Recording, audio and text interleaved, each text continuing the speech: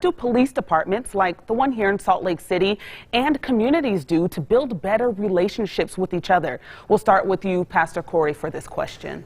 Thanks. I think one of the things that police officers and the police department can do in general is develop relationship with community leaders like myself and many others that are in the community that they may be policing, so that they can understand the culture of the town or the city or the neighborhood that they're policing. It's going to be difficult for a police officer, for instance, to understand the culture in the neighborhood that's different than maybe one they grew up in. So I think if that's the case, I think there has to be some effort to make sure that there's some engagement with the officer, with the department, and those community leaders. And the community has a job as well. So it's not just one-sided, it's two-sided. The community leaders and the officers have to work together so that policing can be seen in a more positive light. Okay. And Kenny, you want to weigh in on this as well? Yeah, absolutely. Pastor spoke about building the relationships. We're seeing a lot of that right now.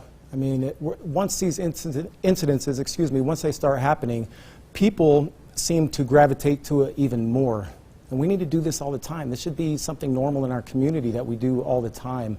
Building those relationships, saying hey to each other, just understanding the culture, just like Pastor said there. I mean, there's a whole diversity there that we all should understand with each other. And we just got to take a couple of steps forward and just understand who we are in the community and have those relationships. And I do want to follow up with you, Kenny, on that.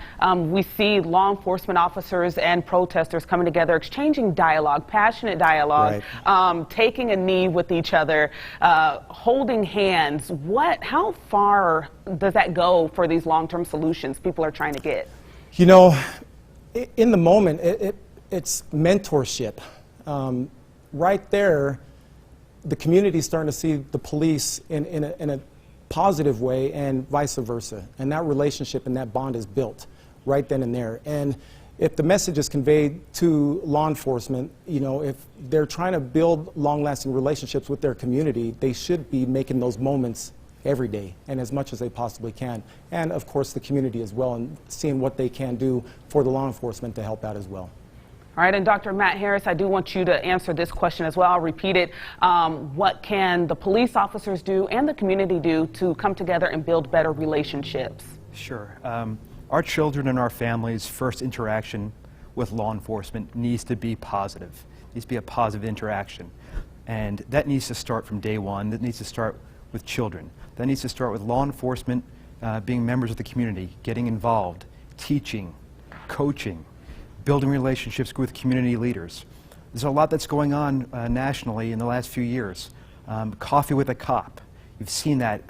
The 9 p.m. routine. There's things that law enforcement has done for the last few years and is continuing to do to try to build better relationships with minority communities, and it's really, really important. As I said, the relationships are important, but that first interaction has to be positive. And law enforcement officers go into this profession to do good. And we have to remember that. And we have to remember that the cops are the good guys. The cops aren't the bad guys. They're there to help. No other profession are you expected to be a counselor, somebody who breaks up a domestic violence incident, somebody who's looking for a lost child. It's a very, very diverse profession. It's not just about the gun. It's not just about the badge. It's about building relationships with your community. It's about investing in your community. It's about sometimes having those officers live in those communities which they serve. And situations like this have a detrimental effect, unfortunately, on the negative side, on law enforcement. My wife told me this weekend she had to have a conversation with my child about cops being the bad guys. And how does she feel about that narrative that's kind of going on right now? So we need to change that.